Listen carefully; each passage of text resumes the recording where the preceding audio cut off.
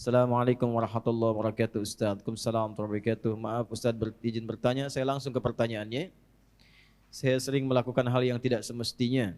Saya menyadari akan hal itu salah. Namun lagi-lagi saya melakukan kesalahan atau dosa tersebut dosa tersebut. Terlebih susah dalam mengendalikan syahwat dikarenakan pengalaman buruk yang pernah saya alami di waktu sebelumnya. Apakah saya masih diberikan kesempatan untuk memperbaiki semuanya Ustaz? Quran surah keempat An-Nisa di ayat yang ke-17. A'udzubillahi minasyaitonirrajim. Bismillahirrahmanirrahim. Innamat taubatu 'ala Allahi lilladzina ya'maluna as-su'a bijahalatin tsumma yatubuna min qarib. Orang-orang yang mau kembali kepada Allah dengan taubat itu, maka lakukanlah ketika ia sadar ia salah, segera taubat. Ya. Jadi taubat itu jangan ketika Anda kerjakan, misalnya terjadi lagi Anda simpulkan gak diterima. Jangan begitu. Maksudnya terus taubati sampai di titik Anda menyesali itu. Jangan berhenti. Ya. Makanya disebutnya dengan tawab. Allahnya menerima tawab, hambanya menghadap tawab. Jamaknya tawabin. Nah, orang yang terus begitu dicintai oleh Allah. Dalilnya mana? Quran surah kedua Al-Baqarah di ayat ke-222. 222. Kan? Innallaha yuhibbut tawwabina. Innallaha yuhibbut tawwabin. Allah sangat mencintai orang-orang yang terus bertaubat. Salah, taubatin lagi. Salah, taubatin lagi. Salah, taubatin lagi.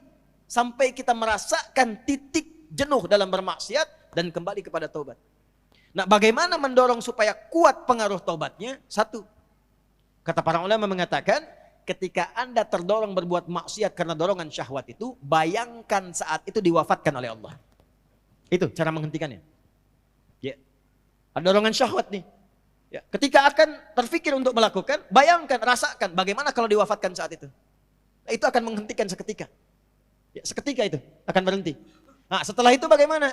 Cari suhbatus sholihin, bergaul dengan orang soleh yang menghindari lingkungan tadi.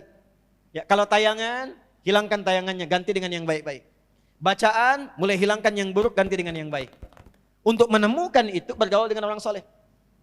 Lihat, Anda pelajar di kampus, cari orang soleh. Ya, temani dia terus. Temani, supaya mendapatkan bagian dari kesolehannya. Setelah itu, latihan selanjutnya yang pertama, salat. Karena salat itu kuncinya. Inna salata tanha anil fahsya'i wal. Nah, syahwat itu munculnya dari fahsya. Pornografi, porno aksi, LGBT, kata-kata jorok dan lain sebagainya, itu dari syahwatnya fahsya. Pencegah utamanya adalah salat. Maka dalam sujud mohonkan khusus kepada Allah supaya bisa dibimbing, diberikan kekuatan oleh Allah untuk mengendalikan syahwatnya. Satu, taubat jangan berhenti, optimis terus. Yang kedua, rasakan kalau akan terfikir berbuat maksiat akan diwafatkan. Yang ketiga, cari teman yang soleh. Yang keempat, salat optimalkan. Yang kelima, latihan puasa. Gitu ya. Sebab puasa itu paling efektif untuk bisa mencegah maksiat. Ya, Anda kalau syahwat sedang muncul, sedang puasa, nggak akan dilakukan. Berat untuk melakukan itu.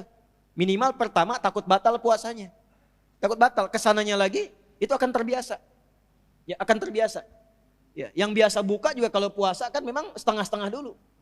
Ya, kan dulu pernah saya waktu di Kalimantan ada cerita dari Sumedang. Preman tobat, pensiun. Kemudian dia puasa. Ya, begitu dia lewat, lihat rumah makan tuh. Rumah makan kok buka. Wah, jiwanya muncul lagi, datang ke situ gebrak. Pak, apa nggak tahu ini waktunya puasa? Jangan begini dong, tutup katanya. Tutup. Jangan kelihatan orang, tutup. Begitu ditutup, udah selesai, es teh manis satu Pak. Rupanya dia cuma sanggup sampai siang. Tapi alhamdulillah kan sudah mulai kan. Besoknya tambah lagi. Makanya sebelum nanti masuk Ramadan, nanti kita belajar. Ya, di awal bulan ya di Tanah Kusir. Kita akan belajar salah satunya adalah latihan puasa sunnah.